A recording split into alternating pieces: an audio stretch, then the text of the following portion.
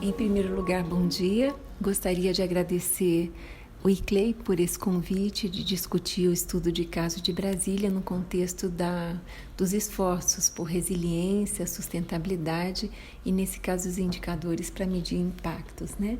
Eu gostaria de mostrar esse vídeo para vocês.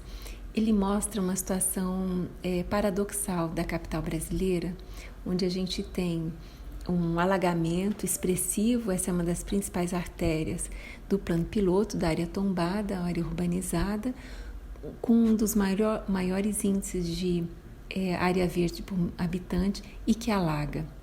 Isso porque no conceito desenvolvido e implantado da capital federal, a cidade está no eixo norte-sul e o caminho natural de drenagem está no sentido oeste-leste, encontra na cidade um paredão, e então a gente alaga e tem pontos graves que geram esse transtorno junto à população. Isso significa que a gente não está utilizando as áreas verdes como infraestrutura ecológica e a gente não considera a água no planejamento urbano como deveria. Então a gente precisa transformar as cidades que temos nas cidades que queremos e precisamos. Para isso a gente tem que entender as especificidades do território. Brasília está no Planalto Central, tem uma malha hídrica importante, é nascente de muitos rios nacionais. E, infelizmente, o conceito de paisagem pouco leva em conta os compartimentos geomorfológicos, né? A infraestrutura ecológica é pouco conhecida e é pouco trabalhada do ponto de vista do planejamento urbano. Então, a nossa busca por soluções baseadas na natureza tem a ver com o funcionamento natural do bioma. E já entendemos pela lei do zoneamento ecológico econômico, uma lei que entrou em vigor agora no meio do ano, aprovada esse ano, sancionada esse ano, que o DF é um território de muitos riscos ecológicos.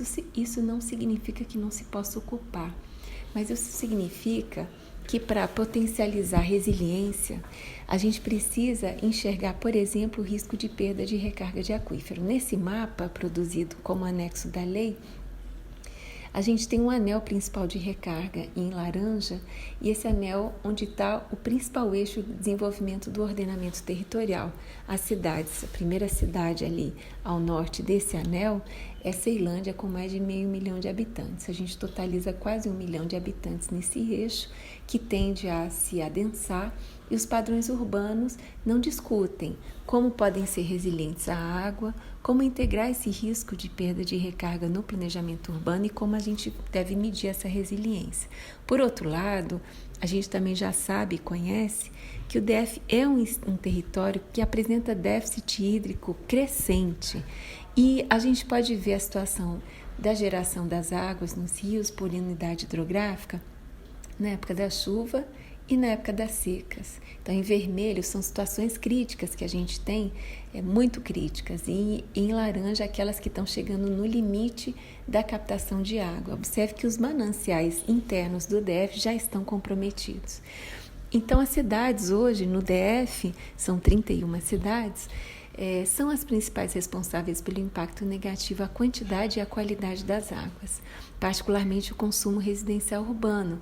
E as tipologias urbanas, a morfologia e também os padrões edilícios não estão preparados para assumir essa discussão. Então, a gente não discute reuso de água e vários tipos de tecnologias edilícias que são fundamentais para isso. A gente continua reduzindo a permeabilidade do solo em áreas preferenciais sem discutir as implicações disso. A gente continua sem usar as áreas verdes urbanas como ativos urbanos. E esse é o grande propósito agora da implementação da lei do ZE, gerar todo um marco e uma cultura de manejo de águas pluviais para drenagem, em vez de drenagem tradicional, né? E assim sucessivamente. Da mesma forma, a qualidade de água com o lançamento de esgotos tratados, que é previsto na Lei Nacional das Águas Brasileiras, mas particularmente a drenagem, né? Que é um problema muito grave do ponto de vista do comprometimento da vida útil dos mananciais.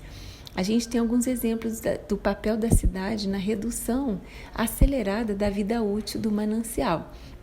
A gente tem casos muito graves, esse é o do Bananal, por exemplo, e isso foi particularmente intenso na implantação de um setor habitacional que se propôs a ser sustentável e que, de fato, a implantação não foi nada sustentável. Então, as soluções que a gente vem desenvolvendo para que a infraestrutura ecológica e os riscos passem a compor o portfólio das preocupações e das ferramentas para o planejamento territorial e urbano, em primeiro lugar, é uma infraestrutura de dados espaciais ambientais que já existe há 4 anos e que agora a gente está profissionalizando com o apoio do GEF e desenvolvendo módulos especialistas de suporte à tomada de decisão com base no grau de solução aos riscos de perda de serviços ecossistêmicos, como é o risco de recarga. Então, a gente está padronizando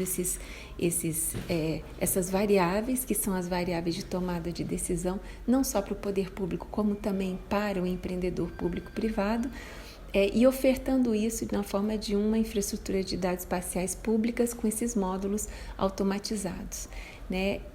Esses módulos estão claramente baseados na capacidade de desenvolver indicadores que meçam a interferência negativa e o comprometimento aos serviços ecossistêmicos, né, e a sua manutenção. Uma segunda solução tem sido aprimorar essas variáveis e a combinação dessas variáveis no desenvolvimento de um fator verde-azul, que é inspirado no Biotopic Area Factor, né, na Alemanha nos anos 90 e 20 anos depois na Suécia, e que nós temos trabalhado em busca de um índice que também trabalha dimensões distintas, que se cumpre a função ecológica, se apresenta e inspira valor cultural e se prepara aquela porção do território para as mudanças climáticas. Então, na verdade, o que a gente tem proposto é um conjunto de variáveis bastante extenso que, combinado na forma de uma matriz de pontuação e priorização, oriente o próprio empreendedor, porque ele receberá benefícios do poder público do ponto de vista dos atos de gestão. Então, se o projeto dele realmente é muito bom e ele antecipa, mitiga e propõe soluções criativas no parcelamento de solo, por exemplo, ou no nível de edilício, a gente tem que ele não precisa fazer, por exemplo, os 3 níveis de licenciamento, as 3 etapas, ele pode ter uma etapa única, né?